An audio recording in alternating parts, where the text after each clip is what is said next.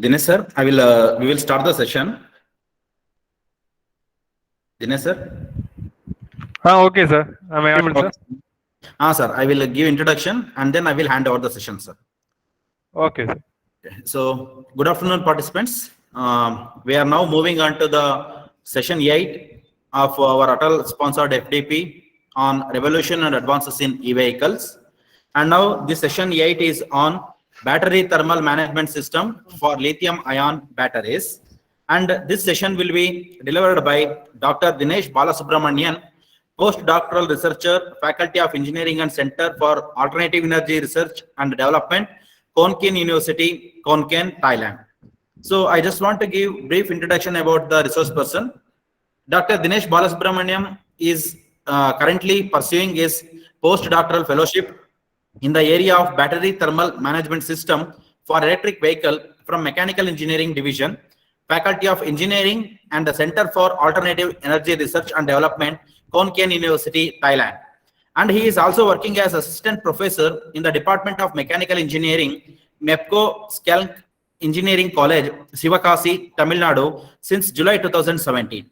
He has acquired BE in Mechanical Engineering under Anna University, Coimbatore, and ME in Automobile Engineering from Madras Institute of Technology, Anna University, Chennai, and PhD in Mechanical Engineering from Madras University, Madras Institute of Technology, Anna University, Chennai.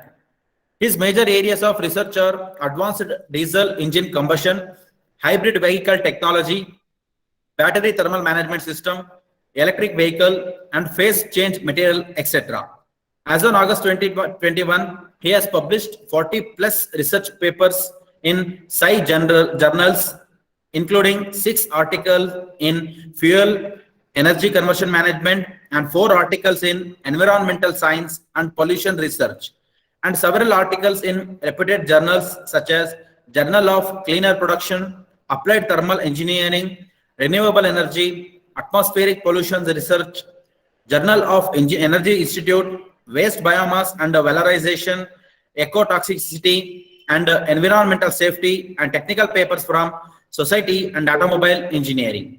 On his credit, he is having a H index of 21, I-20, Titan index of 32, with a total citation of 1606 reference to Google Scholar. He is supervising 4 PhDs in the stream of electric vehicle and have supervised 3 MTech scholars under his guidance. He has an Indian utility patent granted by his name in the stream of low-cost heterogeneous catalyst. Moreover, he has also applied 2 patents in the area of internal combustion engine and waste heat recovery system. He has completed 1 sponsored research projects from Tamil Nadu State Council for Science and Technology, Chennai. We are very happy that our eminent resource person is with us to share their knowledge regarding the lithium-ion batteries. And also, Dinesh sir have another session is also on the last day of our FDP, last session of our FDP. We are welcoming Dinesh sir on behalf of our institution and on behalf of all participants to this Atal FDP. So thank you, sir, for being here. So just now I will hand over the session to you. So the session is yours, sir. Thank you. Thank you so much.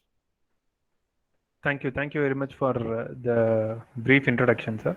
And I would like to thank the management, head of the institute, principal, and the organization for giving me such an interesting opportunity to share my perspective on the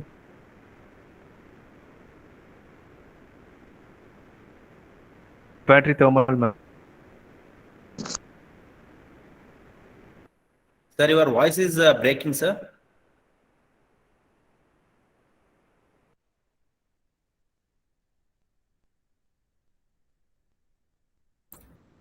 Sir, is I audible? Dinesh, sir?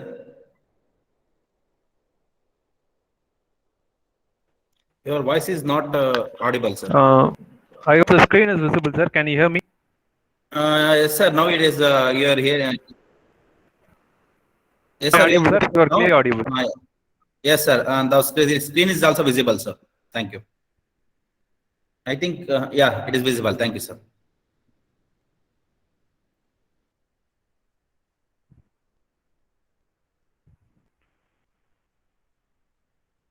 Okay, fine. So I would like to thank. Okay, I would like to thank the management, head of the institute, and principal, and the organizer for giving me such an interesting opportunity. So, without further delay, let me just move to the presentation, where we will have a brief introduction followed by the recent research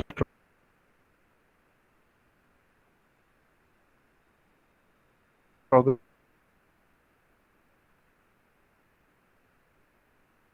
in battery Sir, I thermal think management there is a system, network and connectivity we'll try issue, to I think. conclude it in an efficient way. So, in most often case, I would like to start the Excuse presentation me, with sir. the recent news, so you can try to understand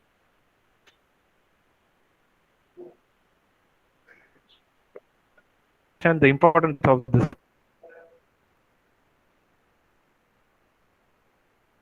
particular topic. So, India is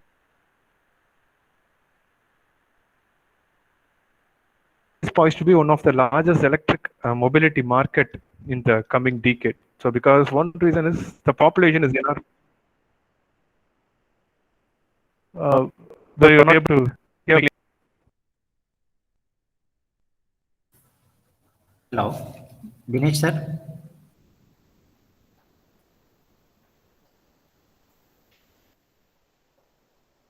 Maybe network connectivity issue is there, sir. Just check it.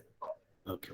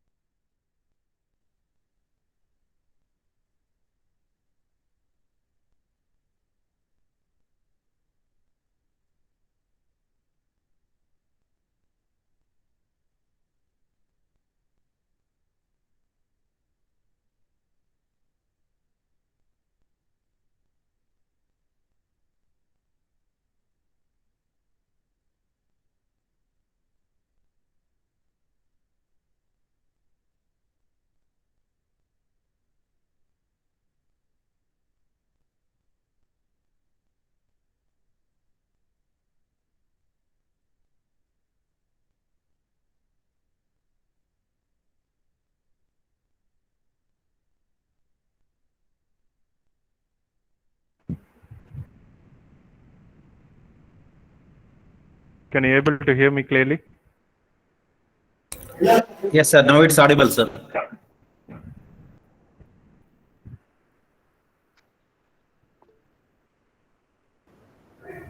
Can you see the Yes, screen sir. clearly? Screen is visible, sir.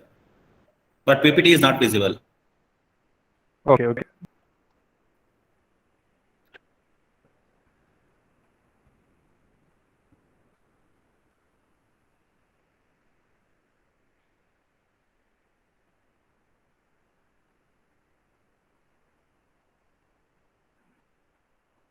Now it is visible and audible, sir. Yes, sir. Perfect.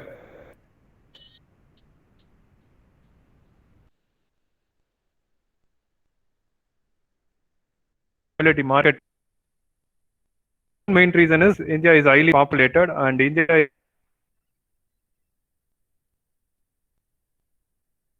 is target curb to pollution and reduce the reliance on import of the dependency on fossil fuel. So, as related with the news, Zomato has made a very big statement at this particular point of time that Zomato commits 100% of adoption of its electric vehicle by 2030. So, particularly for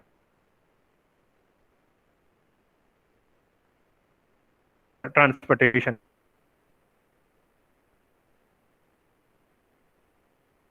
And Flipkart has also taken this particular pledge in India, stating that they will also convert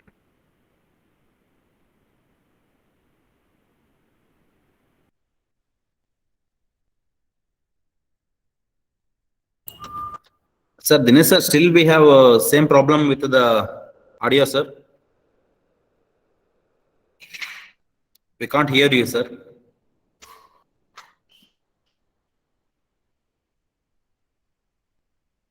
Hello.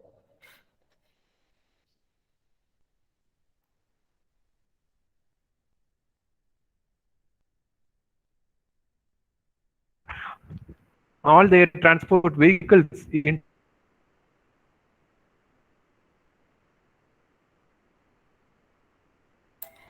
this particular topic was taken to the research forum, and I would like to thank the management for taking this interesting topic. Sir, still we have same sir. problem with the mic, sir. Audio. Okay, sir. Whether am I audible to you now? I have tried to join with a different plugin, sir. Yes, sir. Now it's okay. Looking okay, sir.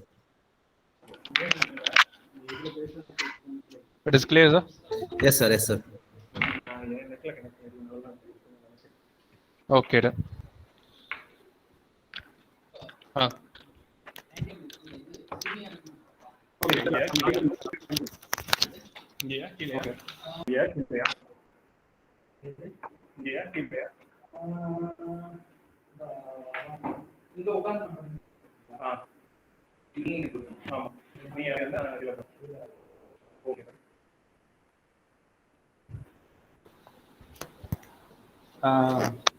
Hello, sir. Can you do me a small favor? Could you please give the share rights to the name Inbanathan? Sir, you can share, sir. No problem. You can close this one, this PPT, and you can overwrite, sir. No problem. It will take the things. Okay. You can share the screen from Inbanathan and directly it will share, sir. No problem. Okay. I hope there is some issue with my network over here.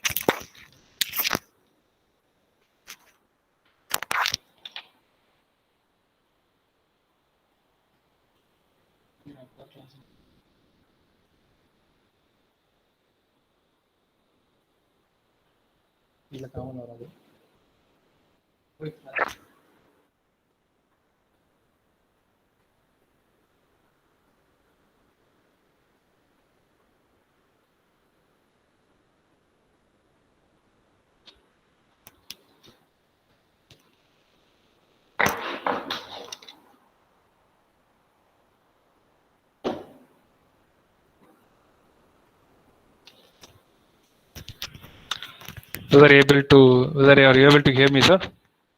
The screen is visible. Yes, sir. Now it's visible. So okay. Okay. You can make it as hide, sir. That one stop sharing is option hide. Yes. Thanks. Okay. Okay. So India is poised to be one of the largest electric mobility market in the coming decade, with the government push to curb pollution and reduce on fossil fuel dependency. As described earlier, Zomato has taken a very big statement to India that they will just convert all their transportation vehicle into EV, especially by the year of 2030. And Flipkart has also clubbed along with Zomato to take this particular statement that they will convert all their vehicle, especially used for door-to-door delivery, into electric vehicle by the year of 2030. So one thing common that is reliable on both these news is nothing but the term electric vehicle. So this electric vehicle is one of the recent term in use, and we should have a common forum to discuss more about this electric vehicle at this particular point of time. And talking about electric vehicle alone won't sustain to a longer time. For electric vehicle, we should rely more on the charging facility also.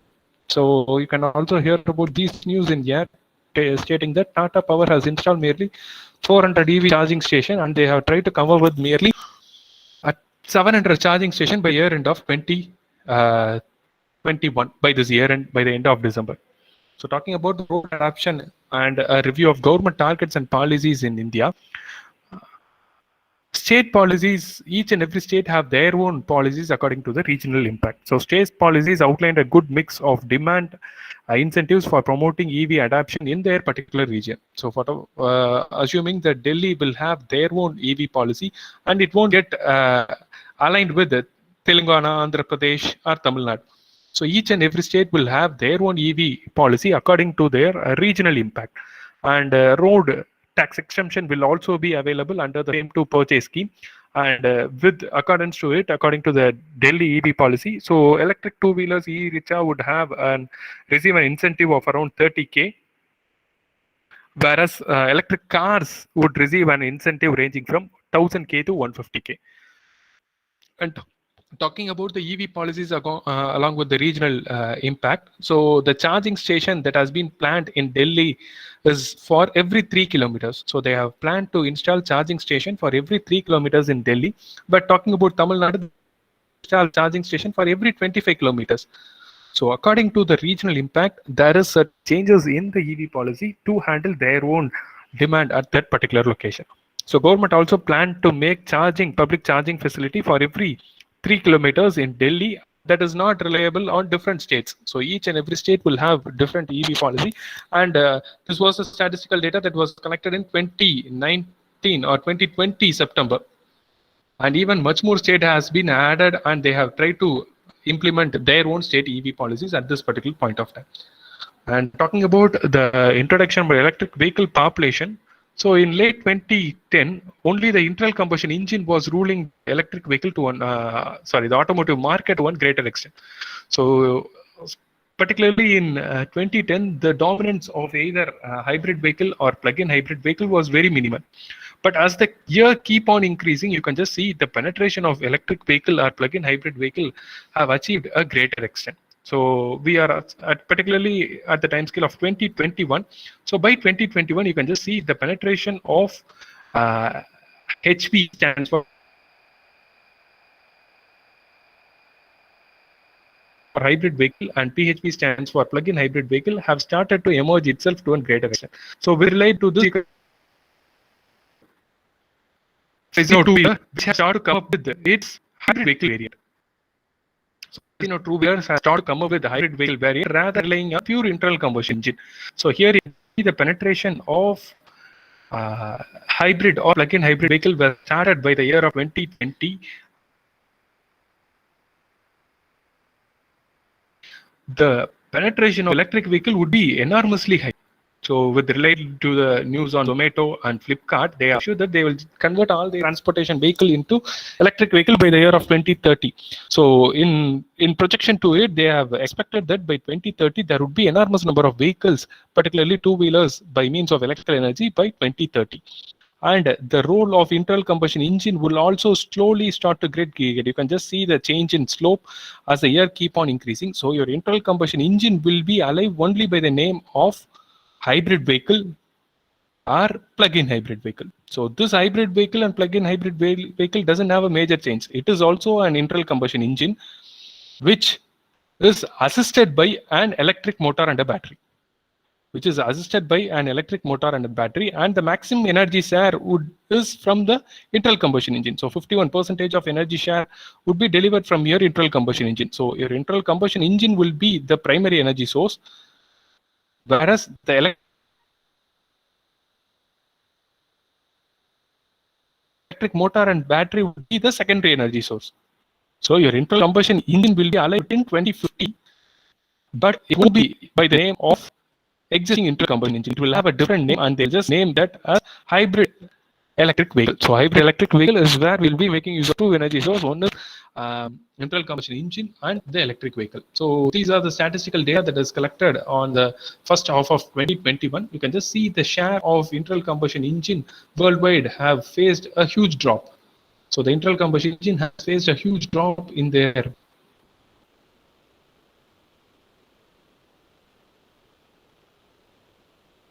energy share. Faced a huge drop.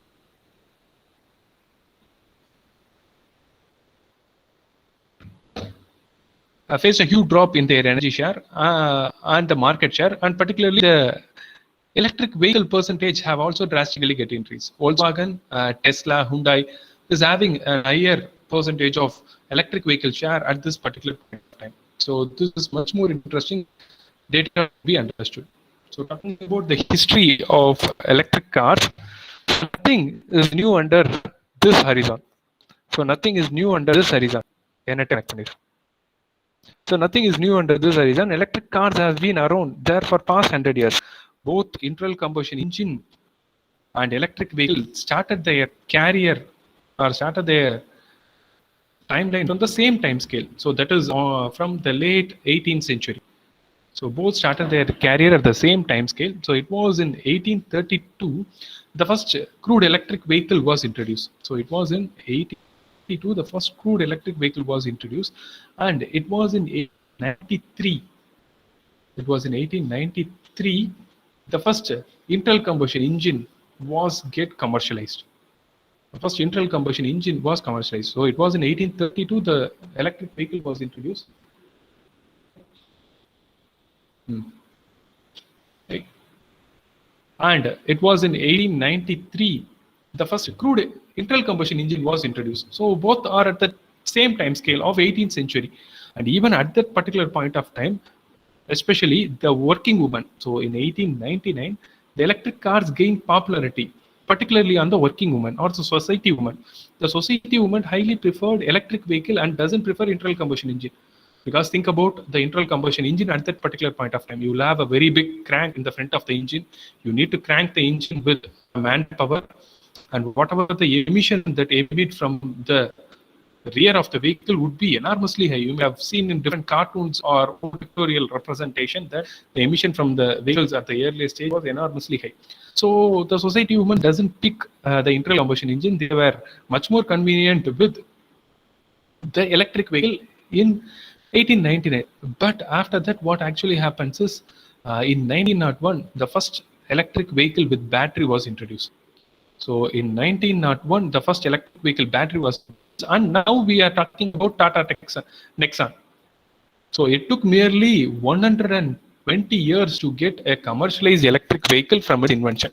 So it was in 1901, the first electric vehicle was introduced, and now we are just talking about pure electric vehicle in 2021. So it means that for past this 100 years and above, only the internal combustion engine was ruling the entire automotive market field. And it was in 1901, the first hybrid vehicle was used. It was in 1901, the first hybrid vehicle was introduced. And now a research forum to gain much more exposure about the hybrid vehicle. So past for 100 years, we were only studying about the pure internal combustion engine and its related topics only. And it took 100 years to get a much more awareness and take it to one particular point.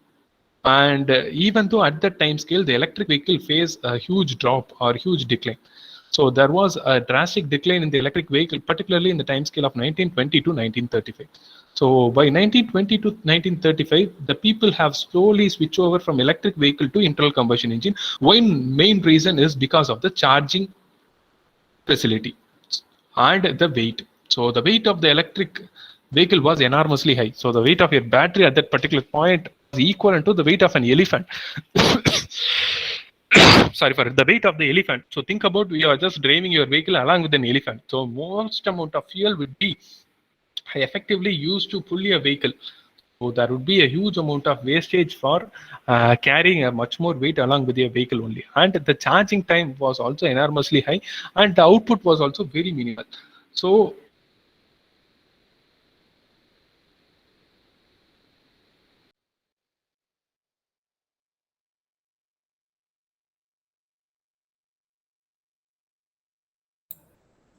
Dinesh sir.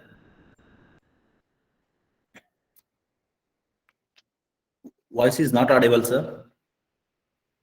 the gas price have started to increase to a greater extent. So this created a very big threat in the automotive manufacturers field, and they have to started to think about an alternate energy source at that particular point of time. And it was in 1971, once again, the electric vehicle was there in the air. So once again, people were talking about electric vehicle, and there were news related to the electric vehicle. So it is because of NASA lunar rover make use of electricity, and they create an electric vehicle to propel in the space. So this created a very big boom or a very big statement in the automotive manufacturers to think about an alternate energy source making use of the electricity as an alternate energy source. And after this particular scenario in 1973, the General Motors came up with a prototype of an electric car. So they just came up with a prototype of an electric car that make use of an electrical energy. So they just create a prototype. So the prototype was created by the year of 1973, and they just displayed it in an open symposium conducted in 1973. So after that, the penetration of or the talk about electric vehicle have slowly started to get increased among the automotive manufacturers. And it was in 1997 the first mass production hybrid vehicle was introduced, and it was in 2000 the Toyota Prius was introduced to the human mankind. So we are very much aware that in 1901 the hybrid vehicle technology was introduced, and it took merely 100 years. It took merely 100 years to get a commercialized as mass-produced hybrid vehicle to the automotive manufacturing or the automotive point of view or the human mankind. So for past this 100 years, only the pure internal combustion engine was ruling the entire world. And here comes the hero of our electric vehicle. So there is nothing but in 2006, the Silicon Valley-based startup make a very big statement to the entire automotive field. So it is nothing but the Tesla Motors. So it was initially a Silicon Valley based startup. They make a very big statement stating that they will just produce a luxury electric sports car. So people were thinking about even using of electric batteries at that particular point of time, but they just come up with a very big statement that they will just produce an electric sports car range up to 200 plus miles. So which was enormously high at that point of time. And this make a very big threat to all the automotive manufacturers, and all automotive makers take note and accelerate and started to accelerate their work on their own EV.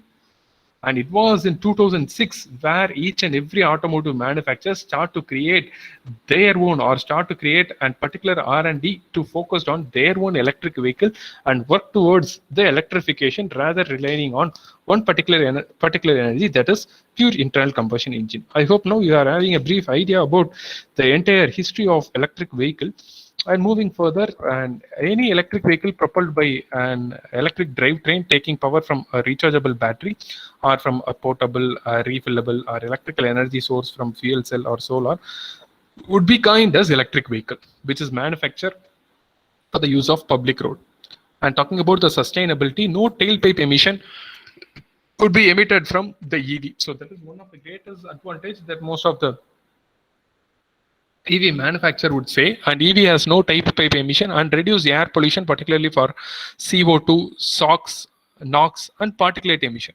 But one thing you should be very much clear. So that is no tailpipe emission only from the user end.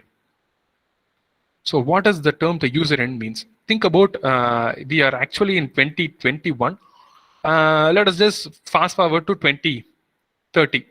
So by 2030, we are just expecting merely 40 to 50% of vehicles would be only pure electric vehicle. And if there is only pure electric vehicles, the demand for electricity would get higher. The demand for electricity would get higher because for each vehicle, we need to rely on electricity alone. So if the demand is very higher, so the power plant demand to produce the electricity would also get higher. So the power plant which we rely on for producing electricity would also get higher. If that is the case, for running the power plant, we need to supply fossil fuel. So for running the power plant, we need to supply fossil fuel. So by 2030, whatever the electric vehicle that you have doesn't emit any tailpipe emission. It won't emit any emission. But to propel this vehicle, we need electricity. For producing this electricity, the power plant would run for an extra source of time, and that will make use of fossil fuel, and this power plant would emit excess emission. So the tailpipe emission would be zero from only the user end, or that is only from you. And for delivering electricity, the power plant should run at a higher time to handle this particular scenario. And it is also expected that by 2025 or in next 2 years, I would like to predict that most of the government will ask you to install rooftop solar-based energy PV panels. So each and every household should install solar-based PV panels to handle the future electricity demand. And government might give you incentives to incorporate this, because by 2030 the electric vehicle demand or the electricity demand would be enormously high. To handle this, we need to much more prepared to handle this particular scenario. So based on my prediction, sooner or later we might expect the government to provide certain incentives or a better incentive to install rooftop charging station in near future. And whatever we have discussed, talked about, I'll give you a brief idea about electric vehicle. But our topic is not about electric vehicle. Our topic is about the battery thermal management system in the lithium-ion batteries. So I have just bring up certain news related to it. So Battery Fire puts BMW and Ford on backrest or back foot, just as the electric vehicle talk of. So till previous slide, I have been just talking about the electric vehicle penetration is enormously high in the automotive manufacturing field or the automotive sector. But this particular news is entirely controversy. So because of one particular issue, that is battery fire, even leading manufacturers such as BMW, Ford have take a back foot. That is, their penetration has been fallen certain percentage down because of one particular villain, that is nothing but the battery fire. So this was a news in air by 16th October 2020, which is not too far from today's days. And they have also created memes with related to this. They have started to create fun related to this, that vehicle going up flame are new in this electrical era. So they state this particular period as electrical era, and getting flames is not new in this particular era. So they have estimated around nearly 171K accidents have took place because of this battery fire issue, particularly in past 3 years in US alone. And this is a pictorial representation of Hyundai electric vehicle Kona, so which is a pure EV vehicle. And Hyundai has called upon globally all its electric vehicle. So they have called back all their electric vehicle to work on one particular issue, that is once again the battery fire. So here you can just see both terms are much more related. So because of this battery fire issue, the electric vehicle sales have stepped down at this particular point of time. So this news was there in air by October 12, 2020, which is not too far from today's date. So they have called back all their electric vehicles that has been sold between September 2017 to March 2020 to work on one particular issue, that is the battery fire. And you can just see the catastrophic failure of the battery fire car, the fired car, because of this battery fire issue. You can just see the entire vehicle has been completely distracted because of this battery fire.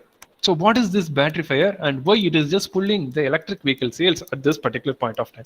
So this is what we are going to focus on in this particular presentation. So talking about battery population, so as of now, the lithium-ion batteries are much more interested in the both mobile phone, laptop, and electric vehicle market. So as 2014, the lithium-ion battery demand was not too higher, but as the year keep on increasing, it is expected that the demand would move enormously high, particularly in India. By 2030, it is expected that it would reach a peak, and the maximum share would be used for the passenger vehicle. So which is well agreeing with the news which we have seen earlier, that by 2030, Zomato, Flipkart, Amazon, eBay, whatever the online marketing sector, all of them would try to switch their transportation vehicle into EV. So for all this EV, we will be relying much more on lithium-ion batteries.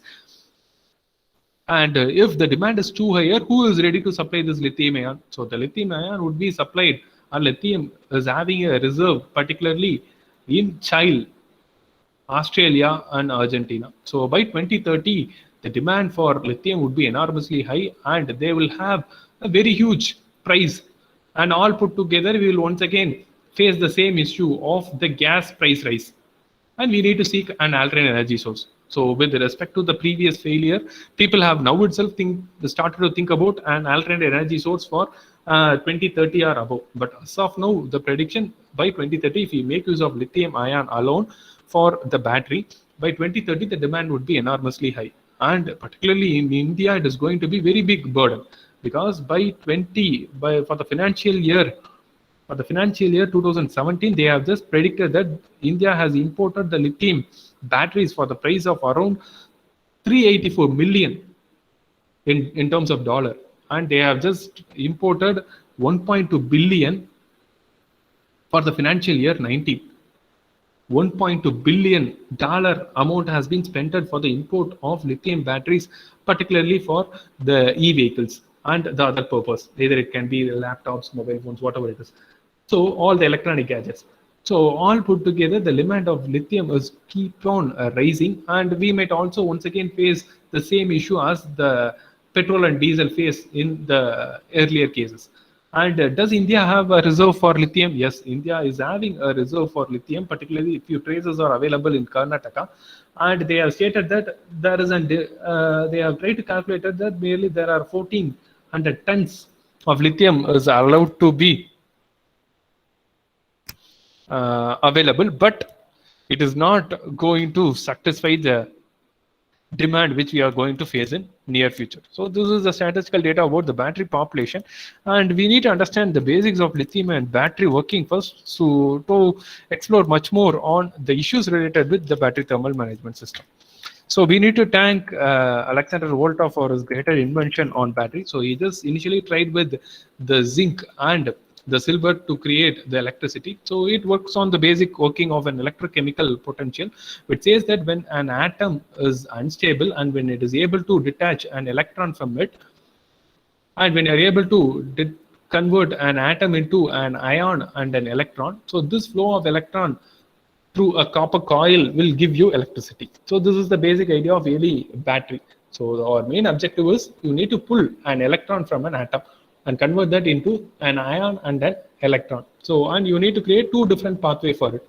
One pathway, the ion should be able to flow through, and one pathway, electron should be able to flow through. And if you're able to do so, then you can create electricity. So among the electrochemical series available, lithium is having the higher tendency to lose an electron. So lithium is having a better value, and it has a higher tendency to lose an electron. If you just place a lithium in air or water, it will immediately start to react.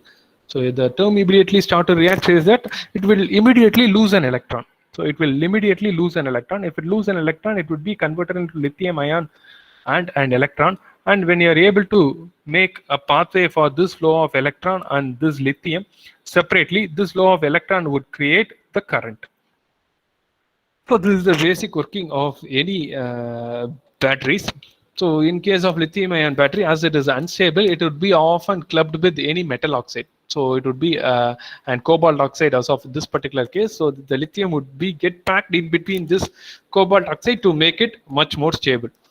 And if you're able to separate the lithium atom from this combination, so that is the metal oxide combination, there is a cobalt oxide present over here as of now, and it would immediately form lithium ion and an electron. So it will form a lithium ion and an electron, and if you're able to provide two different pathways for the same, one is for the electron and one is for the ion, then electricity would be able to produce. So in most often cases, I will try to explain it with a small pictorial way. Assume you are just moving with your mischievous student. So where the faculty is the cobalt oxide and the mischievous student is the lithium. And you both have moved for an outside camp where once the day is set, what actually happens is the student is asked to stay in their dormitory and the faculty is allowed to stay in the guest house. So once the sun is set, you are getting away from the mischievous student. Unless the cobalt and the lithium is clubbed together, it will be much more obedient. So that is when the faculty is staying close to the mischievous student, he will be much more obedient. But once the faculty is moving away from the mischievous student, he will be acting too smart. So what actually happens is once the day is set, when this cobalt and the lithium is get separated, what actually happens is it would be get converted into lithium ion and an electron. It would be converted into a lithium ion and electron. Assume there is a barrier closer to the dormitory, and outside of the barrier there is a swimming pool. Outside of the barrier there is a swimming pool, and the barrier is having a very thin gap by which you can just get inside. A very thin gap. Considering the lithium is very thin among these two, for an example, considering the lithium is very thin and electron is somewhat fat, for an assumption, so don't take it as a much more scientific way. So the lithium will try to pierce through the gap and come and play over this swimming pool area, whereas the electron would take the longest path. The electron would take the longest path to reach over this swimming pool area to play. So our overall objective is to detach the lithium ion from the combination, and it would be lithium from the combination. It would be converted into lithium ion and an electron. The lithium will pierce to the barrier and reach the swimming pool, and the electron would take the longest path to reach the swimming pool. And this is the basic working of the lithium ion battery. So here the swimming pool is nothing but the graphite. The barrier is nothing but the electrolyte. And this is the cathode side. And this is the anode side. Always the electron should take the longest path. When the electron is flowing through the longest path, it will just flowing through a copper coil. So when it's flowing through the copper coil, it will be able to charge and discharge your battery. So this is the basic working of the lithium ion battery. Here you can just see the combination of the cobalt oxide, which is having the lithium in between it. So when a battery is connected to it, the copper plate would get a positive charge, and what actually happens is the lithium would get separate from the combination, and it would be get converted into a lithium and an electron. As the electron is negatively charged, it will switch over the plate as this plate is positively charged, and as the opposite plate is negatively charged, the lithium will try to pierce through the barrier and come and stick over here, and the electron would take the longest path to try and reach over here.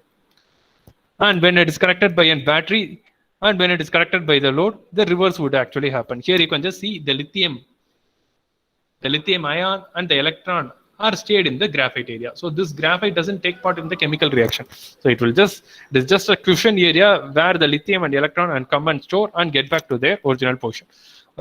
I hope now you are clear with the term basic working of a lithium ion battery. So what actually happens is when the first time the lithium pierces to the electrolyte and reach the graphite area, it forms a barrier on the outer side of the electrolyte. Already electrolyte is a barrier, so it won't allow the electrons to move in the horizontal direction. If somehow electron moves in the horizontal direction, it would create a short circuit and the entire failure would start to get initiated. Our only objective is you never allow the electron to move in the horizontal direction and always push the electron to move in the outermost path. But for the first time, when your lithium moves from one particular side to other particular side, it will just form a barrier on the outer side of the electrolyte. So this barrier formation is known as solid electrolyte layer. So this barrier is known as the solid electrolyte layer, which would be acting as an additional barrier for the flow of electrons in the horizontal direction. That is the reason why your mobile phone or your laptop is asked to charge 100% for the first time. So when you have been asked to charge your battery 100% for the first time, you will be asking all the lithium ion to move from one particular side to other particular side. If the lithium is able to move from one particular side to other particular side, already electrolyte is a barrier. Apart from that, it will create an excess barrier to restrict the movement of the electron in the horizontal direction. If it is only, let us assume you are just charging your battery 50% and draining it, and after that keep on using it. If it says that the lithium would have moved only 50%, that means the overall barrier strength will only be 50%. And if you give an option that either the electron can move in a horizontal direction or the outermost orbit, the electron is also much more wise. So it won't take a longer time to reach the swimming pool. It will take the shortest path, and if it takes the shortest path, it will create a short circuit and it will create a very big catastrophic failure. So this is the basic working of a lithium-ion battery.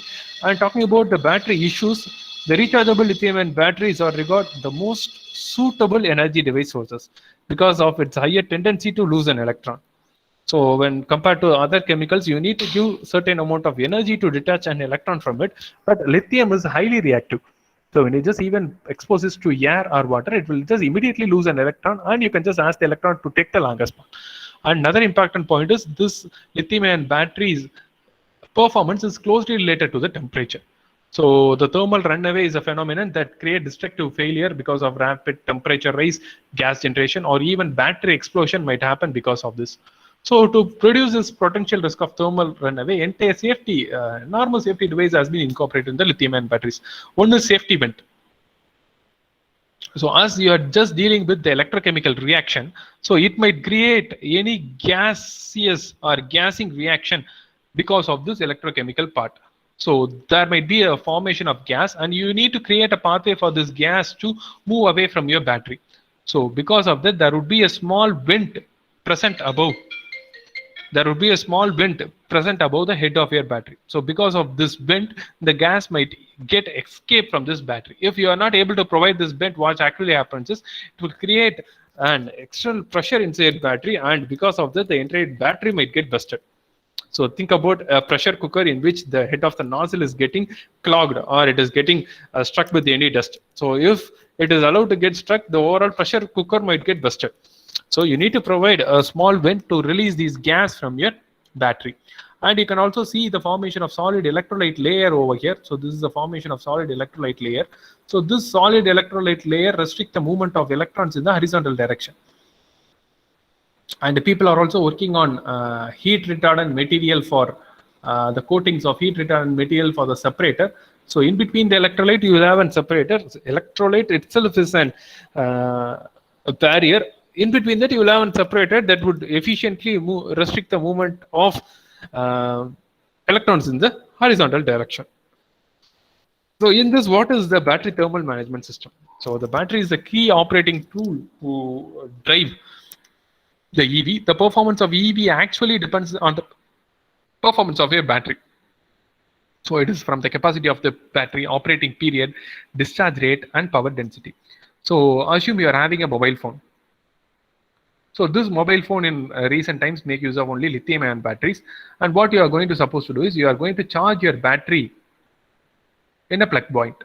So if you just charge your battery, and after charging from 0 to 100%, if you just touch the outer case, not from 100, 0 to 80% particularly, if you just touch the outer case of your battery, and you can just feel the sensation that the outer case of the battery is getting heated. So it means that one of the biggest issue with the battery is that it generates heat during charging. And assume you are having the same mobile phone and it has get converted into 100% charge. Similarly, you are just downloading a high-end game and playing a video, simultaneously browsing, talking with some person, or hearing a music, all put together. You will try to discharge at a very faster rate. When you are just discharging at a very faster rate, what actually happens is if you just touch the outer case of your battery, you can just feel the sensation of higher heat release.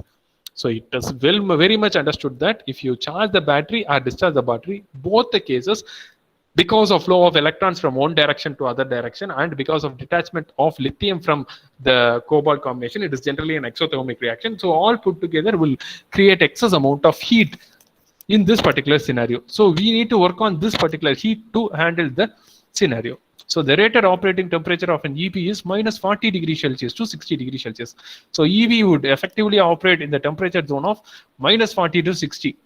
It is able to operate at this temperature range, but the effective output is between 15 to 35. So only the atmosphere temperature is able to place between 15 to 35, it will get a proper output. So for this, what you have to do is you need to thermally manage your system. So that is, if the temperature goes beyond 35 degrees Celsius of your mobile phone or your battery in your two-wheeler or four-wheeler, you need to introduce a cooling system. Or if the temperature falls below 15 degrees Celsius, you need to introduce a heating system. So now you are thermally managing your battery to maintain in between a particular temperature limit. So this is what known as the thermal management. So I hope now you are able to understand what is the battery thermal management system. So we are going to thermally manage the battery in accordance to the different condition to maintain the temperature between 15 to 35. And you should also be very much aware that the safety limit of your lithium ion battery is 60 degree. So at any point, if you exceed 60 degree, then the threat for the battery failure or any catastrophic failure would get initiated. So among the different batteries, nickel cadmium, nickel hydride, lead acid, lithium ion, lithium polymer, we'll be focusing much more on the lithium ion, lithium polymer, which is having a very close operating range, that is minus 20 to 60 degrees Celsius or minus 42 degrees Celsius. In both the cases, the desired operating range is 15 to 35. At any point of time, you should try to operate your battery only in the temperature limit of 15 to 35. And what would happen when the temperature is very low or very high?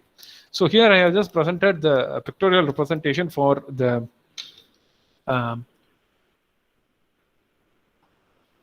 series hybrid drivetrain, where you are having an internal combustion engine. From there, and a generator is allowed to get coupled, and it will produce electricity, and that is allowed to pass through a traction motor, and this traction motor propels the end wheels. So this is a series hybrid drivetrain. So in the series hybrid drivetrain, you are having a battery pack, and along with that, you are having a seating system. So assume the atmospheric temperature is merely 5 degrees Celsius or merely minus 2 degrees Celsius.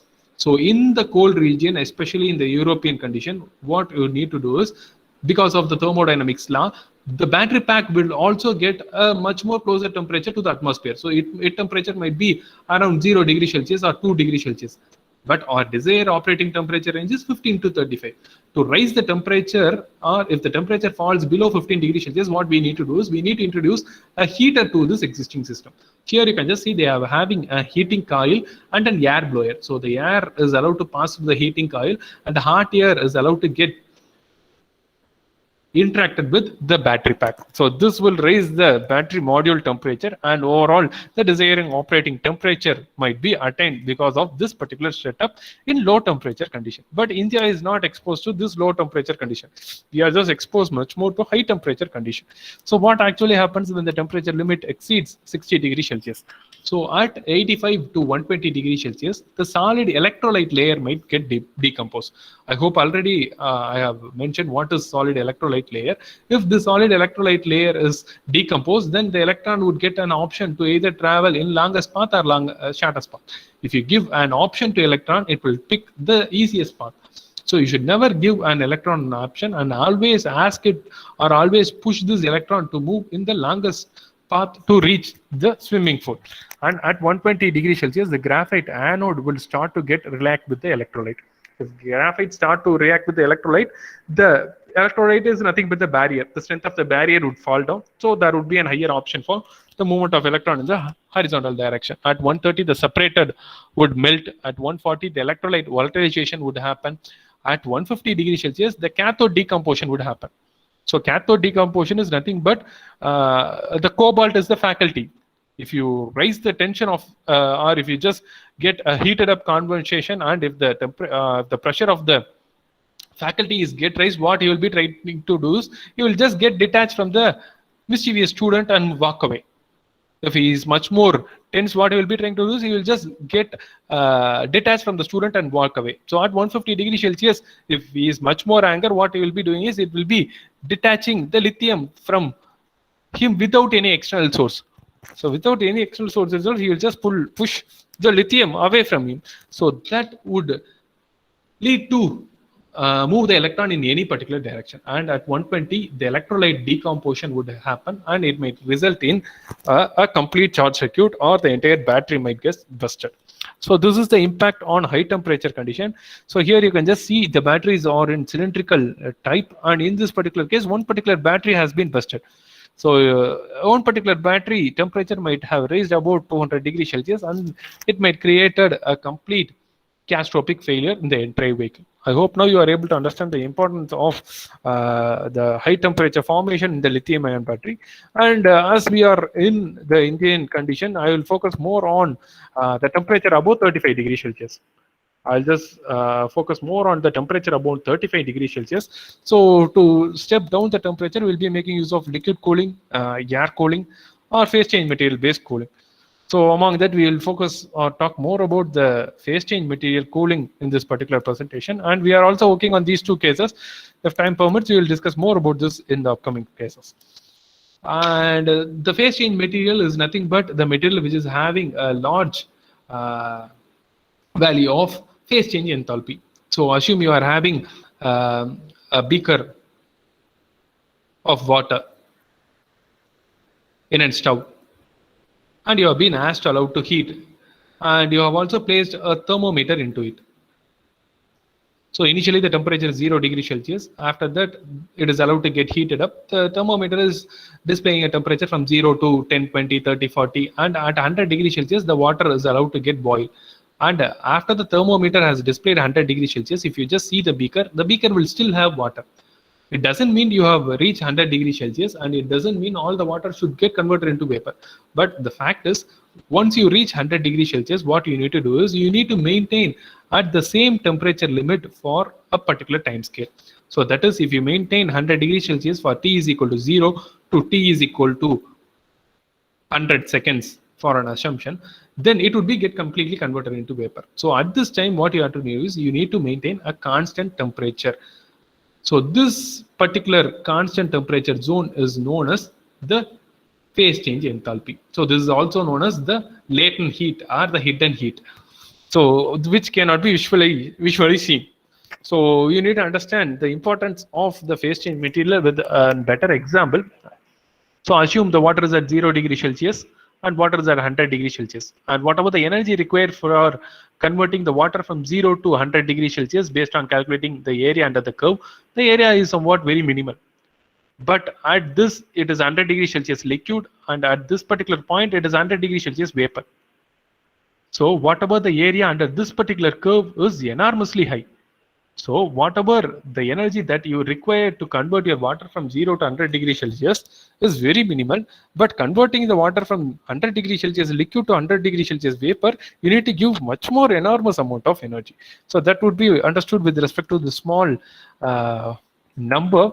So dealing it with number, let us take a brief example. So how much amount of heat is needed to raise the temperature of 1 kg of water from 0 degrees Celsius to 100 degrees Celsius? You are having a beaker, and initially the water is at 0 degrees Celsius, and finally the water is at 100 degrees Celsius. So the mass is 1 kg, Cp value is 4186, the temperature is varied from 0 to 100 degrees Celsius. If you are able to calculate what is the heat required, so the value is 418.6 into 10 power 3 joule. And after this particular case, it is 100 degrees Celsius liquid, and with this same case, I have followed this particular problem that determine the amount of heat absorbed by 1 kg of water to change the phase from 100 degrees Celsius liquid to 100 degrees Celsius vapor. So 100 degrees Celsius vapor is the beaker should be, or the vessel should be completely empty. If it is completely empty, it is 100% vapor, so there would be no water molecules in it. So what is the energy required from converting the water from 100 degrees Celsius to 100 degrees Celsius vapor? That is completely empty your beaker. If that is the case, the formula is M into LV. So mass is 1 kg and latent heat is equal to 2256. So the overall heat required for this particular case is 2256 into 10 power 3 joule. So which is merely 5 times higher than whatever the temperature that you need, that you are required to raise the temperature from 0 to 100 degrees Celsius.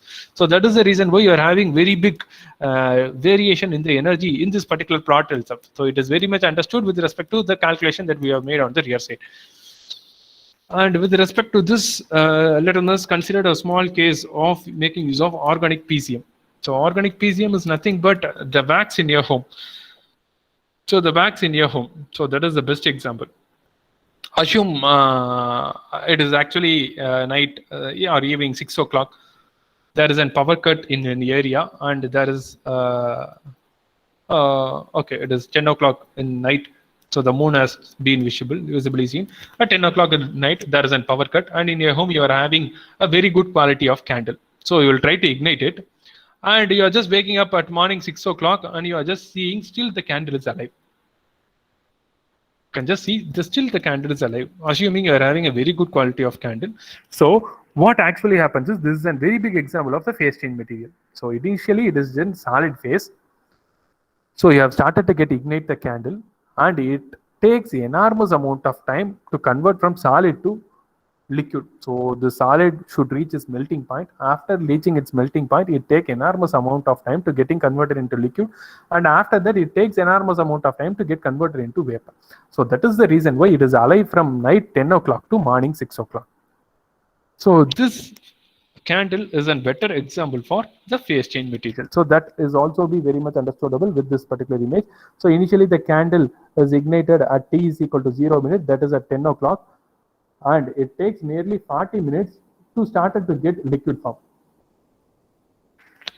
And in vice versa case, if it is initially at liquid form and if you are able to cooling it, it takes nearly 90 minutes to get cooled. So the time requirement for getting converted from solid to liquid phase, at this meantime, you need to constantly provide the same temperature. But it won't be able to provide same temperature because the air would be blowing, and because of better heat transfer losses, it won't be able to provide same temperature for a constant time. So there would be a drop in temperature. So it would be get converted into solid, and after that it will try to attain that particular point. So all put together only, the candle is taking enormous amount of time to get melted effectively. So that is one of the best example. And this PCM is also flammable. The candle is flammable, that we are understandable, and it is having low thermal conductivity. So you can just hold the candle close to the flame. Very close to the flame, you can just hold the handle. So there won't be much heat transferred to your hand. So it talks about the low thermal conductivity. It won't thermally conduct to your hand, to any other object. So that is the interesting fact about the organic PCM. So concerning with the time, I'll just walk away to one interesting study. So that is very much understandable. And apart from organic PCM, people have also worked on inorganic PCMs. So inorganic PCMs are nothing but salts and copper meshes. And they are also thermally safe, and they are having high latent heat, there is hidden heat, and they are having stability on the material properties which degrade due to thermal cycling. So thermal cycling is charging and discharging. And corrosion might happen because it is metal and reacted with oxygen, it may create metal oxides. So it leads to oxidation reaction also. So these are the advantage, disadvantage of inorganic PCMs. Now I'll just give you a small example to have a better understanding about what we have discussed as of now. So study on a high power lithium ion batteries using porous metal foam saturated with phase change material. So in this case, we have considered a paraffin wax. So there is nothing but the wax used for candle. It is in commercial wax, and it is having allowed to get coupled with a copper mesh. So copper mesh is a sponge. You might have seen sponge, similar to sponge. The sponge is made by copper. And we have considered a prismatic cell like this. So there are 9 prismatic cells. In between the cells, there are nearly 5 to 7 mm of gap. So in between these 9 cells, which is enclosed inside this acrylic box, is having 5 to 9 mm of gaps. So for our case study, we have considered 3 cases. One is only air is used in between the 9 cells. So this is the first prismatic cell, and this is the second prismatic cell. So in between the first and second cases, only air is used as a cooling medium. And in the second case, I have melted the wax and tried to pour in between this gap. Try to pour in between this gap, that is 5 to 7 mm gap. And in third cases, I have tried to dip the copper mesh and place in between this gap. So this is how the copper mesh would be looking like. So this is how the copper mesh would be looking like. You can visually see how does the copper mesh is. So we will try to dip the wax into it and place this copper mesh in between this 5 to 7 mm gap. So in between this 5 to 7 mm gap. So these are the 3 cases. One is air is used in between these prismatic batteries, and second, wax is poured in between this prismatic battery, and third, paraffin wax dipped with copper mesh is placed between this prismatic batteries, and thermocouple is placed close to cell number 5 and cell number 9, and it has clubbed with the data acquisition system. Thermocouple is placed close to cell number 5 and cell number 9. It has placed close to a data acquisition system. So first one is cooling using natural convection. So natural convection by means only air is used in between the prismatic batteries, and what you have been asked to do is you have asked to charge your battery and cool it. So for first 100 minutes you have charged your battery, and after that for next 100 minutes you have cooled or kept idle your battery. You charge your battery for first 100 minutes and keep it idle as it is. You can just see at the time of charging, there is a rise in temperature. So this black color talks about the cell number 5 and this red color talks about the cell number 9.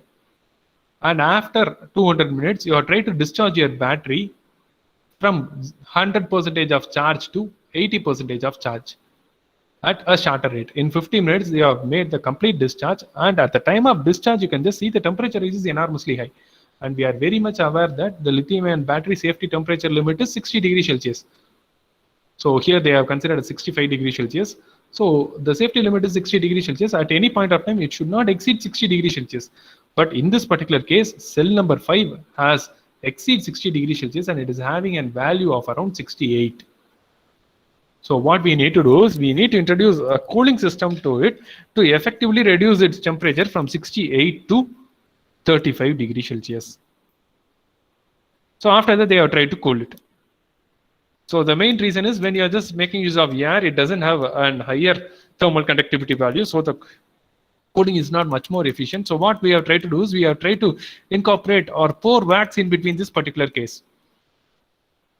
When you just try to pour wax in this particular case, they have tried to charge it and keep it idle and discharge it. If you just discharge it till 40 degrees Celsius, your wax will be absorbing heat. After attaining 40 degrees Celsius or 42 degrees Celsius, it would be started to get converted into liquid. So the melting point would be achieved. After achieving its melting point, you need to maintain it a constant temperature range to get converted into liquid. It means that you need to constantly give that particular temperature. So for that, what actually happens is there would be a temperature absorption in this wax. So enormous amount of temperature would be absorbed in this wax. So that is the reason why there is a drop in temperature for cell number 5 and cell number 9 for the same case study. So here the temperature has dropped from 68 degrees Celsius to 53 degrees Celsius. So because of the latent heat property of the wax or the phase change material property of your wax. And it has been even further stepped down when you are just dealing with the copper mesh. So as there is a major variation, particularly in the discharge rate. So here they have come up with only the discharge rate plot. So here at 42 degrees Celsius, till 42 degrees Celsius, it would be in solid phase. So after reaching 42 degrees Celsius, it would be starting converted into liquid. That is, it would reach its melting point, and you need to maintain at this for a very long time to completely get converted into liquid. So think about the wax. So once you heat it, it would get converted into liquid at this top point alone. But to entirely melt it, it has to be supplied for a very long time. So it doesn't mean it has reached its melting point. It has reached it. But to get converted completely into liquid, it takes enormous amount of time. It means that it will be constantly absorbing the temperature. So if you make use of only air, it won't absorb efficient amount of temperature. But if you make use of wax or wax with copper mesh, it will absorb effective amount of temperature and the overall system temperature would get down. And this is the profile for the various discharge rating. So we might have heard about 1C, 2C, 3C rating. So we can make use of the study with the various discharge rating. So till 42 degrees Celsius, it would be solid. And after 42 degrees Celsius, it would be started to melt, and it takes this enormous amount of time to completely get converted into liquid. Particularly in this time scale only, there would be a temperature drop as compared to the previous case. So this is for air, and you can just see the temperature is dropped particularly in this particular zone only. After that, it follows the same profile as before. If it is liquid, it follows the same profile as like the air, but the conversion of solid to liquid, where the melting happens, it would absorb enormous amount of heat, and the overall temperature of the system can step down. This is considered for only for cell number 5. And this gives you the entire outline of whatever we have discussed as of now. When you just make use of air, the temperature is merely around 68 degrees Celsius. But when you are just dealing with wax poured in between the paraffin cases, the temperature has fallen down to 53 degrees Celsius. And when you are just able to combine metal foam with PCM, the temperature has even stepped down and reached 48 degrees Celsius. So from 68 to 48, you are able to drop the temperature nearly 20 degrees Celsius just by incorporating foam and the bags in between the cells. So this is how we can thermally manage our battery. And here you can just see the foam with wax and pure wax.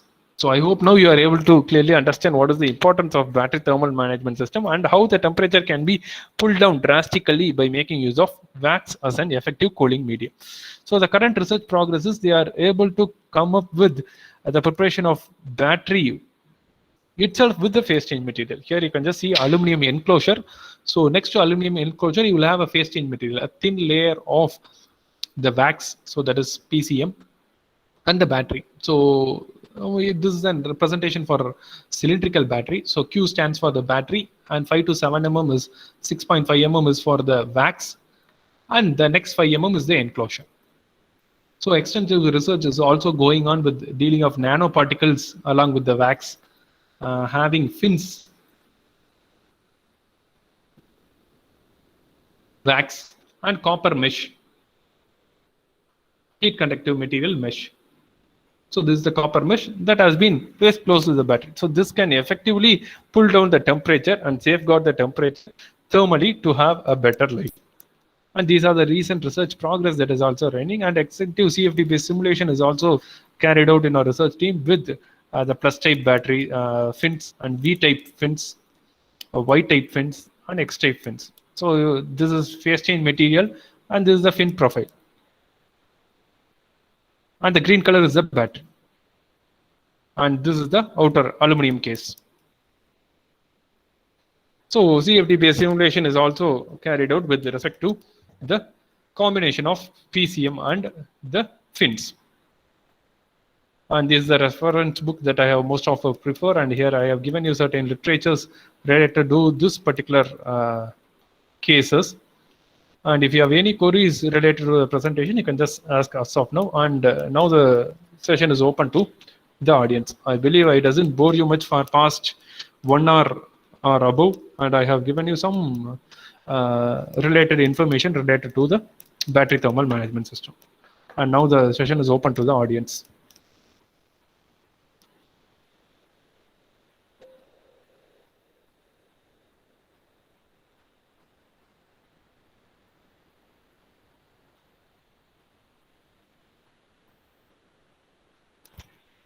Hello, sir.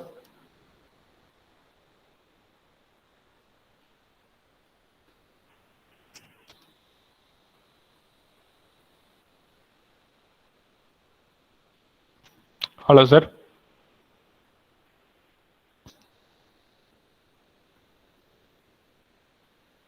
Yes, sir. Yes, sir. Now the session is open to the audience. Sir. Okay, thank you, sir. I request all the participants to kindly unmute yourself and you can ask any doubts if you have directly to them.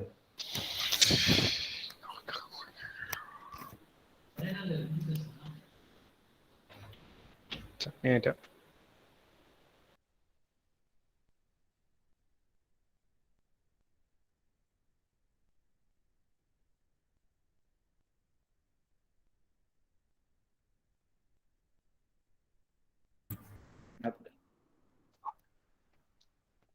Hello. Hello, sir. Hello, sir.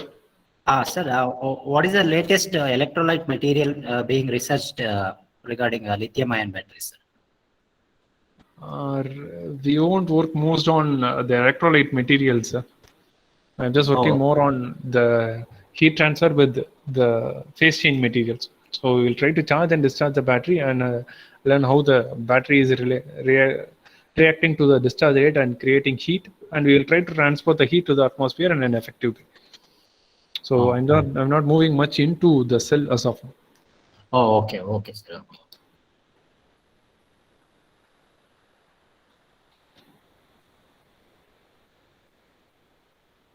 Any other participants, any doubts, kindly ask them.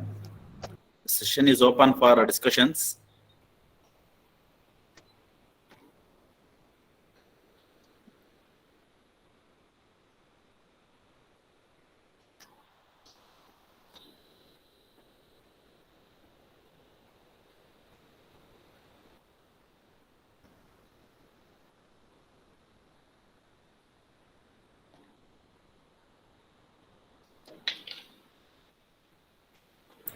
I think participants are very well understood the things, I think, sir. I think participants have no doubts in that regard. So also we have another session from you on Friday last session. So hopefully we will get a best thing in that one also, because that is on electrical vehicles in Indian scenario. Yes, sir. Yeah, so that's what the thing we are expecting. I think nobody is posting any questions right now. So Okay, sir. hopefully we will close the session. Yes, sir.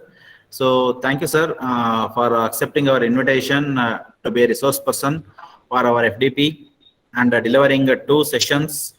So in our FDP. So we thank wholeheartedly on behalf of our institution and all the participants, sir. Anyhow, any participants have any doubts, Dinesh sir is also available on Friday last session. Then also you can kindly contact them, and they will give all the answers for your questions. Yes, sir. Okay, sir. Thank you. Yes. Thank you very much. Thank you, sir, for giving wonderful talk regarding the electric vehicles. Thank you very much, sir.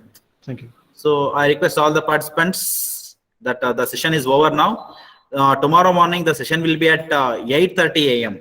Kindly note the timings. Tomorrow, first session will be from 8:30 a.m. to 10:30 a.m. And the second session will be as usual from 11:45 a.m. Okay, there is no change in second or third session. Only first session, there will be change in timings. Tomorrow and day after tomorrow, 8:30 a.m. to 10:30 a.m. Kindly join by 8:30 a.m. tomorrow. So now we are closing the session. Thank you for everyone.